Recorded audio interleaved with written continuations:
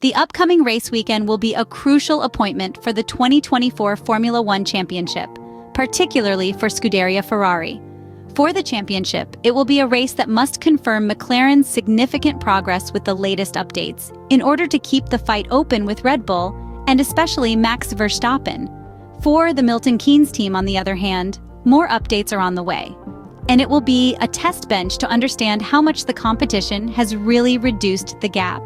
It will be especially a decisive appointment for the future of Scuderia Ferrari, which has been the second force so far but is now overtaken by the Woking team, at least judging by the result and the performance seen in the Miami Grand Prix. The Italian side, however, has always pointed to the Emilia Romagna Grand Prix weekend as the stage for the first package of developments that will substantially modify the SF-24 single-seater and would bring a performance increase of about 2 or 3 tenths. One of the most difficult things to achieve and maintain with these ground effect cars is the correlation between the virtual world, namely the data collected from the wind tunnel, computational fluid dynamics and simulator, and the real one, namely the data collected from the track. Even today, Mercedes often struggles in the dark because of this disparity in terms of data.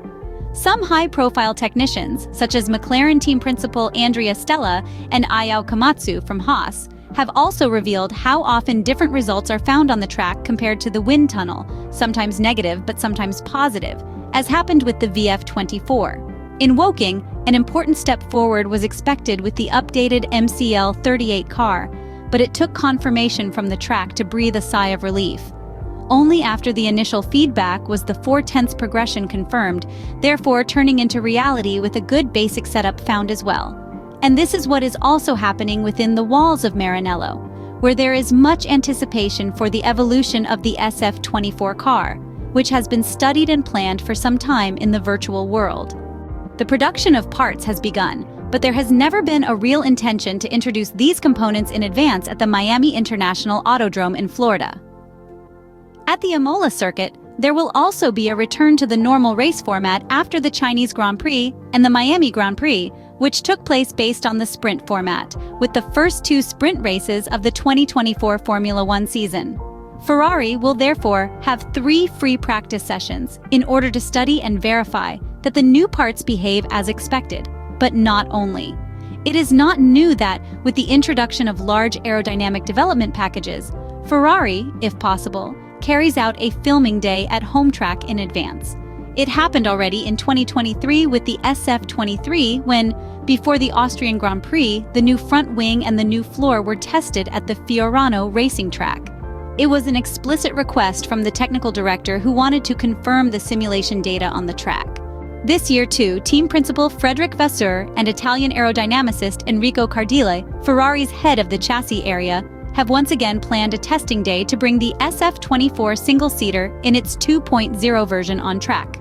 Therefore, between Thursday and Friday at the Fiorano circuit, Charles Leclerc and Carlos Sainz will have the opportunity to drive the Prancing Horses car for 200 kilometers, 100 kilometers each, a single-seater which has performed well so far but has reached its performance peak and now needs to be updated to be able to make a significant step forward.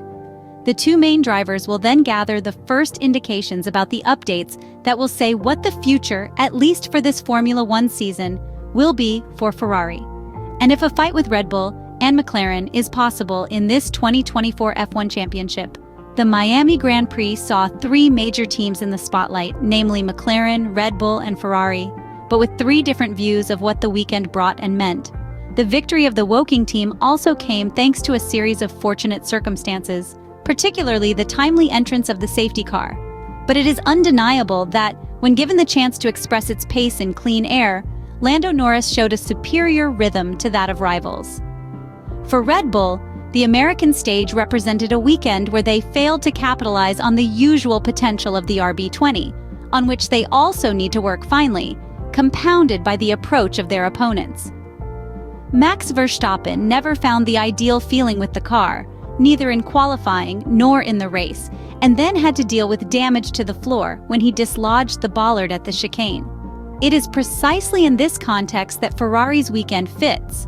On one hand, the Maranello team looks optimistically towards the future, but on the other hand is also aware that it needs to continue working to reduce a still existing gap. The Scuderia has not yet brought any update packages, which will only arrive at the next appointment in Imola. But in Miami, this issue weighed only to a certain extent because the fundamental aspect beyond pure performance was to find a way to make the tires work at their best. McLaren was the confirmation of this.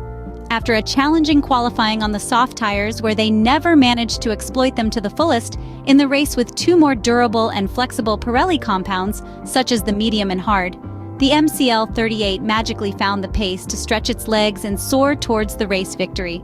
On a circuit like the Miami International Autodrome, overtaking is not easy, so much so that even the Woking team itself was quite surprised after the sprint despite opting for a fairly low downforce setup.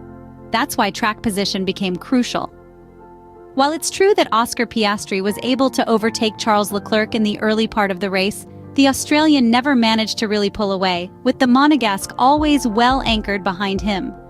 Fred Vasseur, the team principal of the Scuderia, wanted to underline how the gap from the RB20 is narrowing, which pushes Red Bull to take more risks as compared to when they had the safety margin like in the past. Last year, precisely at the Miami circuit, Max Verstappen put together a great comeback. But it is also true that Ferrari and Mercedes at the time clashed with an aerodynamic concept that would be changed in the following races. Furthermore, the temperatures recorded last weekend reached almost 50 degrees C as far as the track surface is concerned, resulting in much higher temperatures than those of 2023. Factors that, combined with a feeling far from perfect, especially due to annoying understeer in fast sections, have also pushed Red Bull to play defensively in the first stint. From a purely strategic point of view, the choice to call Charles Leclerc back to the pits early was not wrong, but it makes sense in the decision to want to shuffle the deck, trying to overtake Piastri first and foremost. The tire's durability would not have been a problem. With the hard compound, the entire race could be covered in terms of pure degradation, as the only concern was thermal degradation, a different phenomenon. In the few laps covered with new tires, which did not require a particular warm-up phase, the Monegasque began to reduce the gap even from Verstappen, pushing the rivals to react. The Italian car therefore ends its first life cycle well, in the upper part of the standings, but it is clear that, as admitted by Frédéric Vasseur, now an additional step is needed. In the Miami Grand Prix, the updates played a less impactful role compared to other racetracks, highlighting more the team's abilities to optimize the package based on certain specific conditions. But this is a discussion related to the characteristics and conditions of the Miami International Autodrome in Florida. From the Imola circuit, the first major innovations will definitely arrive, in order to improve certain basic concepts of the SF-24 and approach that global competitiveness of a Red Bull team that certainly will not stand idly by as its rivals make progress.